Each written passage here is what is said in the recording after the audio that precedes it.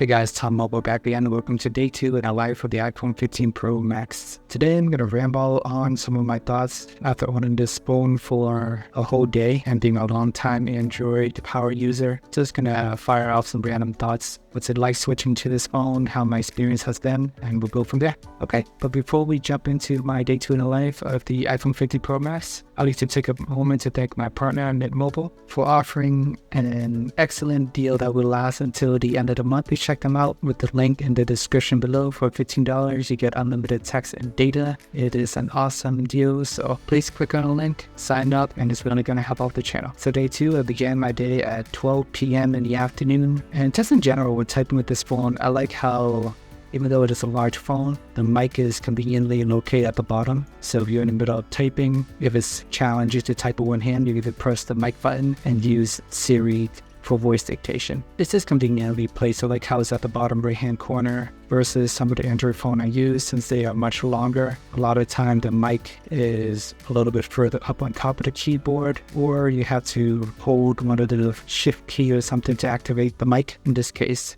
Just a random thought, and in general, with notifications, Android handles notification much better. You can swipe anywhere in the home screen to pull down the notification screen and start accessing your notification there. You can see your notification in the lock screen. iPhone, on the other hand, the only way I can find to access a notification is to go all the way to the top left-hand corner, drag down that panel to access the notification. The iPhone 15 Pro Max is so large, and it's very challenging to climb up all the way into the top with one hand. So you had to do some finger gymnastic, tilt your phone, shift your fingers on the way up to drag it. And when I'm dragging it, I find that I always have trouble dragging it for some reason. Because once you drag it down, it needs like a nice long drag all the way down. You can't just like flick it, so then it'll just bounce back up.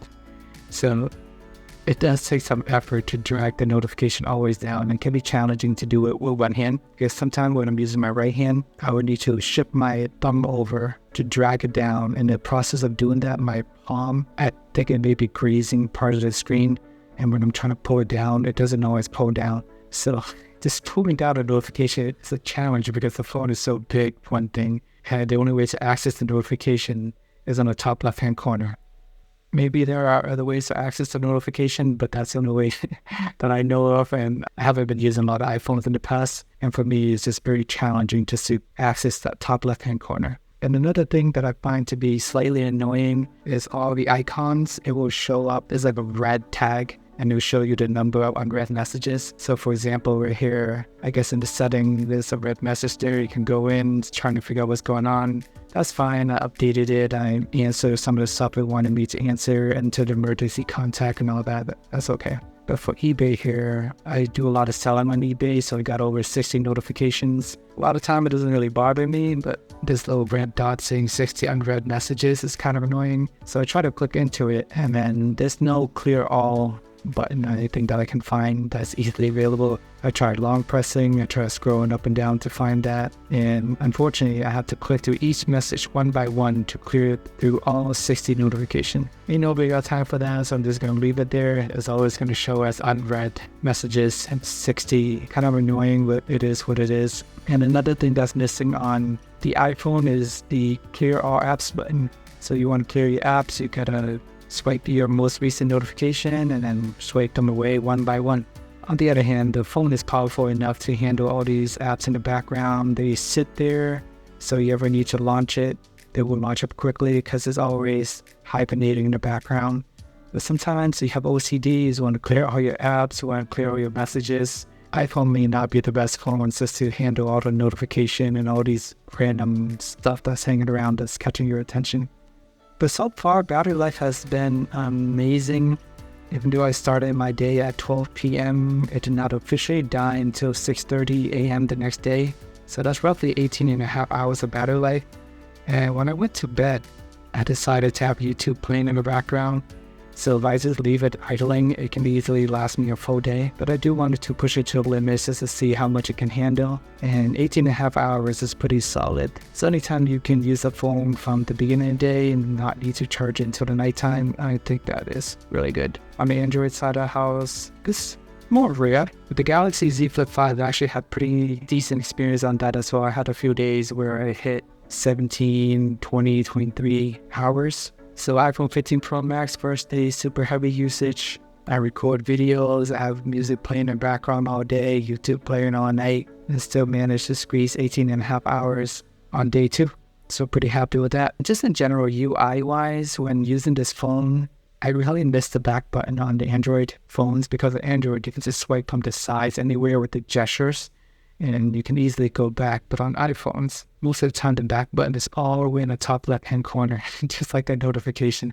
So you have to shift your finger, move all the way up just to hit the back button. If you're browsing the web, I guess some of the applications they know to put the back button on the bottom, so that's good. But for the apps that do not have the back button at the bottom, you have to go all the way to the top just to hit that back button. Versus on the Android phone, you have the gestures. You can just swipe from the side on any screen, any apps, just go back. And it's just much easier, especially when using a large phone. It's not always convenient to have to tilt your phone and move all the way to the top just to hit that one button or swipe that notification thing. So the iPhone 15 Pro Max is definitely a two-handed phone.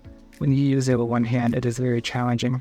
And as I was expecting, anytime you use an iPhone, is lack customization compared to Android. I'm not a big customization guy, but just even dragging the apps around can be a little annoying. If you want to have a screen of apps, everything just default always at the top. Drag another app on, it will go to the top. So you can't just have one app at the bottom, 10 apps at the top. It just automatically moves up. So little things like that. Apple, I don't know, kind of forces all the applications just to move up a certain way. And once the screen fills up, it'll go on to the next screen. So not a lot of flexibility there. So not to even mention, I don't do a lot of like the icon customization, contours and all that. You can do all that on the Android side of the world. But iPhone, I mean, not even asking for much. I just want to move my apps at the bottom because the iPhone is so big. On the Android phone, when I use it, I prefer my most used apps at the bottom of the screen so I can easily access it with one hand. But with this phone, everything is so long that I don't want everything at the top. So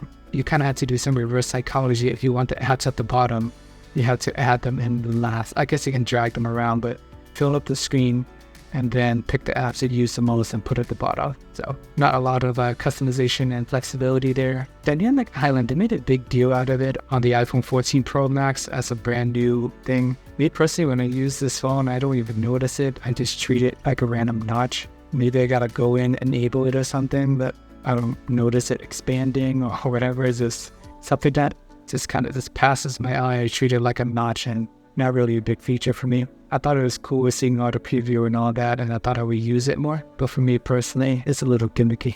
Okay, so this wraps up day 2 in the life of the iPhone 15 Pro Max. Just wanted to give you guys some of my initial thoughts. I want to keep the video somewhat brief instead of going on for 15-20 minutes. I do want to document my experience switching from Android over to iPhone, how that's been like, especially not using an app over 2 years, just trying to get comfortable with it, trying to figure out where the button placement are, the UI, and how it's like making a switch. So far, I love the battery life, all the UI stuff. Maybe I would be happier with the regular iPhone 15 Pro.